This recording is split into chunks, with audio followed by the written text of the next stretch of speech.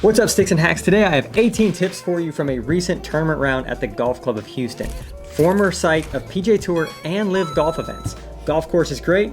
Let's get started.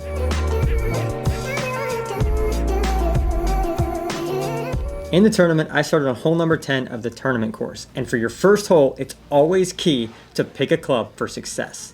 On a shorter par 4 like the 10th at the Golf Club of Houston, you don't have to hit driver, but for me, driver is a strength. It's got the biggest club face in the bag, and I like to swing hard when I'm nervous. So I pull the driver and I pipe this right down the middle. That always feels good in a tournament round. But now the real grind of tournament golf begins.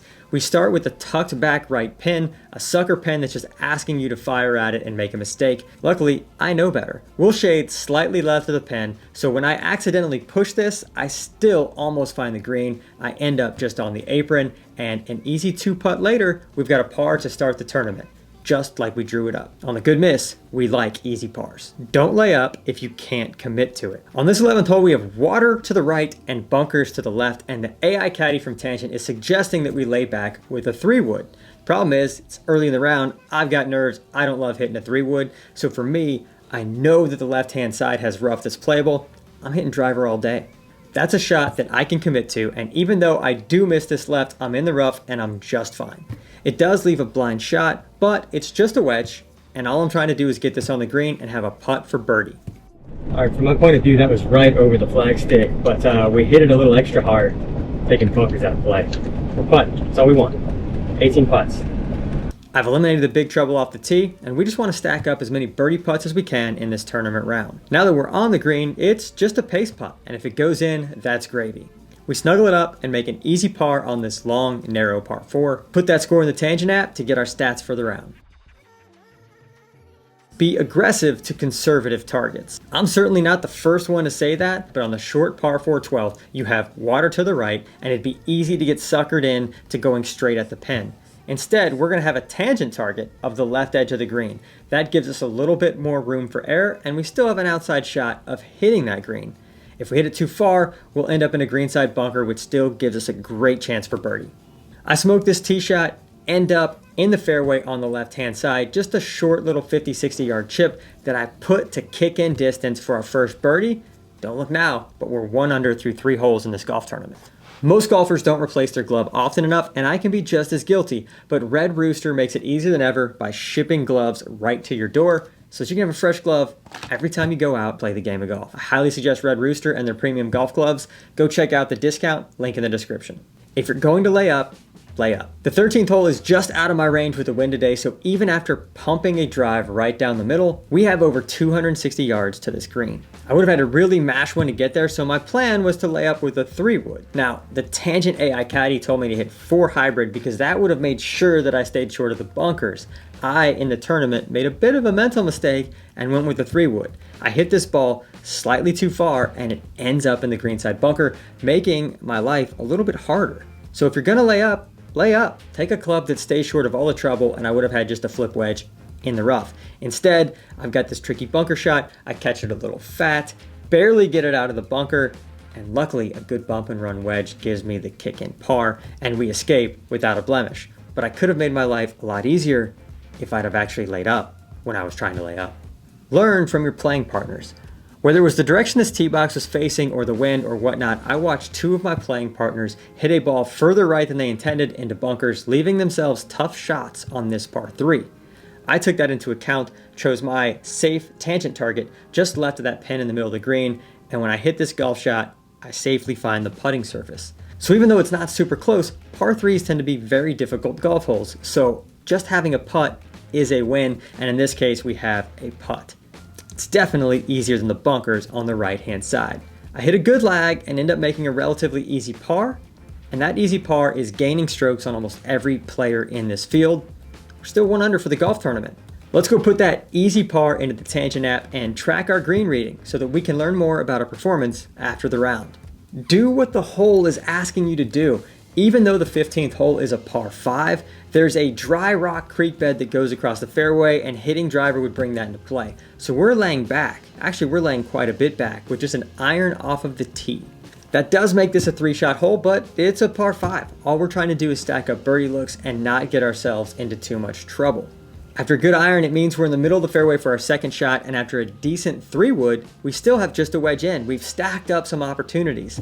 60 yards, we do a good job of being aggressive here, but it flies just over the pin. Still, it's another birdie putt, and eventually another easy par. We don't get mad at easy pars. Let's throw that score in the Tangent app.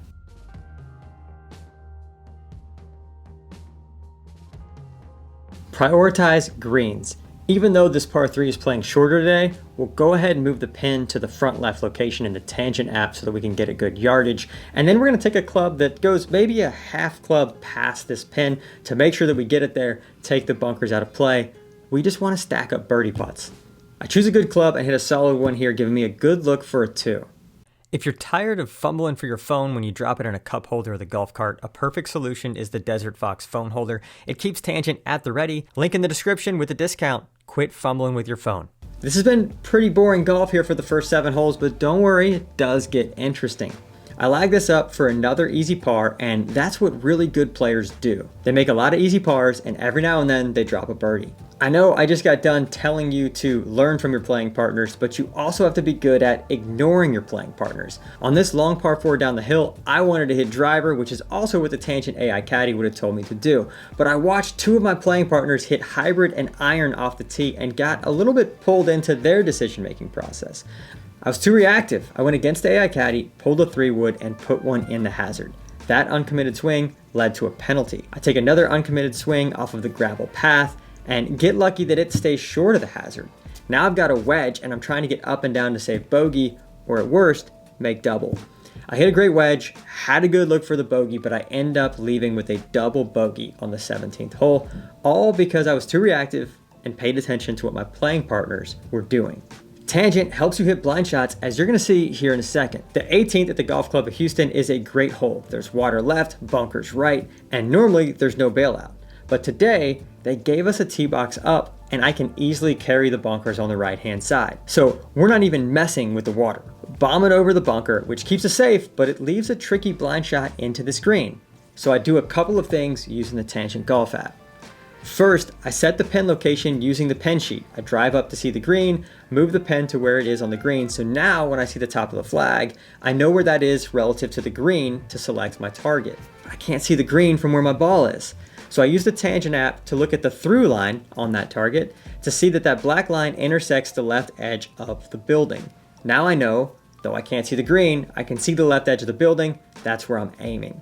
I commit to the target, I make a good swing, and I end up with a 15-footer for birdie on a blind approach shot. Even though I don't make the putt, Tangent made that blind shot easy, and I leave with an easy par. I'd have signed up for that at the beginning of the day. Listen to your caddy. The first hole at the Golf Club of Houston is made narrow by fairway bunkers on either side of the hole. Now, in my mind, I know I'm a fairly good fairway bunker player, so I opt for the aggressive option, hitting a driver and trying to squeeze it in this very narrow fairway unnecessarily. Tangent gave me an optimal and an aggressive route. I opted for the aggressive route and overrode the caddy. And of course, I find myself in the fairway bunkers that Tangent was trying to get me to avoid. Now I have to put my money where my mouth is and try to defend my aggressive play. Walking into the bunker, I give myself a lot of good self-talk and I make a nice aggressive swing, but still only hit it to about 30 feet. I'm working too hard. It'd have been a lot easier had I laid back and been short of these fairway bunkers. Had that ball been just a few feet further, I wouldn't have been able to get it out because of the lip of the bunker. A 2-putt later and we escape with par, but it could have been a lot easier had I listened to the AI Caddy. A committed swing to a bad target is often better than an uncommitted swing to a good target.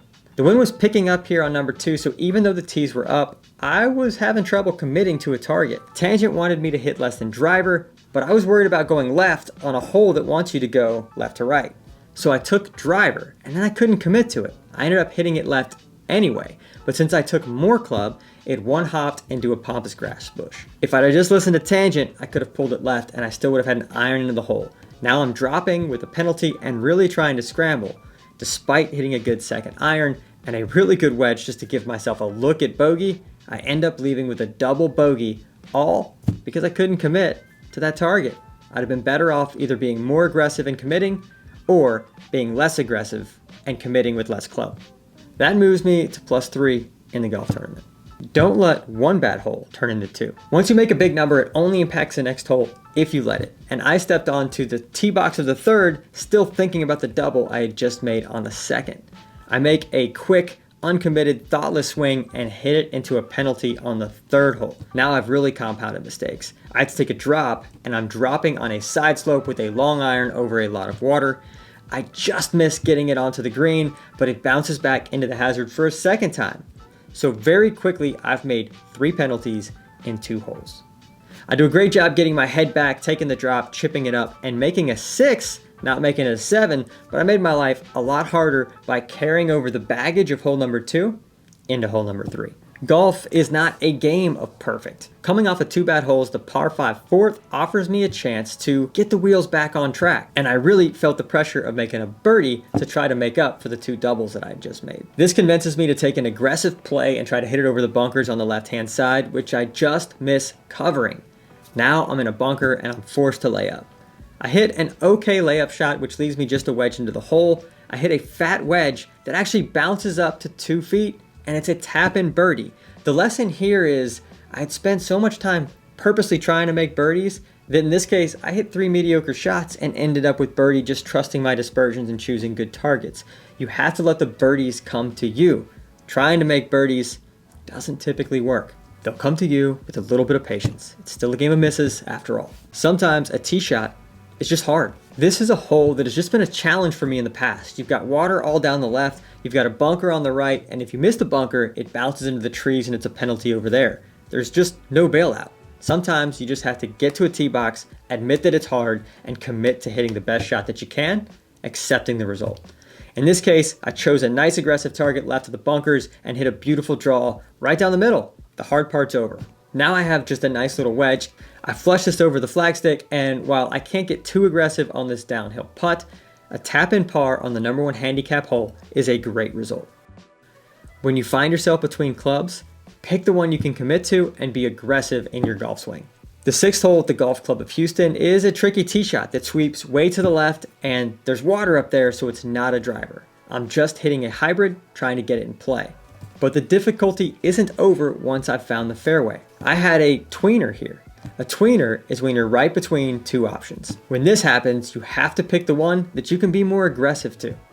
I was so afraid of going long on this shot that I ended up chunking this wedge terribly. It fails to even get halfway. In fact, I ended up chunking it twice. I chunked the second one as well, all trying to protect myself from going past this pin. In retrospect, I'd have been much better off just being aggressive and going past the pin. So after a perfect drive, 2 chunked wedges, I'm lucky to walk away with just a bogey. That takes me to +5 in the tournament. It's time to think about the good miss. The reality is we don't always flush it. So even though I choose a club on this par 3 that could get to the pin, when I hit it poorly, I've chosen a good target on the right side of the green that allows me to get away with it. This ball ends up on the apron, and even though it's a long putt, I'm able to snuggle it up there and 2-putt for a par to get out of here. Had I chose a more aggressive target and hit that same chunky iron, I'd ended up in the lake. That'd have been a big problem. I'll take that long putt from the fringe and the easy par. You're not gonna make me say it, are you? We don't get mad at easy pars. Choose the lesser of 2 evils. On this 8th hole, you've got water to the right and a bunker to the left, and you've got to choose which one you can live with. This is a par 5. If I hit it in the bunkers on the left, I can still make it a 3-shot hole and have a good chance for birdie or par. If you hit it in the water, you're in big trouble. So we choose a line that's really close to the bunkers and end up piping one, missing them in perfect spot. But had I hit the bunkers, I could have lived with that result. I took the water out of play. Now the second shot has the same problem. I've still got water right, I've still got bunkers left. Same solution. We're going to favor the left-hand side of the green, and if it goes in the bunkers, we'll live with that result. We're not going to make a penalty. I hit an okay long iron here, but I end up outside of the bunkers, but on a tricky downslope. A nice little chip leaves me a good putt for birdie, and even though I don't make it, it's an easy par, and we like easy pars. We're going into the last hole of this tournament round at +5 with 3 doubles on the card. That's a lot of good golf sprinkled in with some blunders and some stuff we can learn on in the round report. Your gear matters. Shortly before this round, I switched to these MCC compound grips, and all that means to you is they were slippery. It's very humid in Houston. I've got a little bit of moisture on my hands. You're sweating, there's water everywhere, and they tended to be a little slick. I slipped a couple of times in this round, and I slipped very badly on this 9th hole tee shot.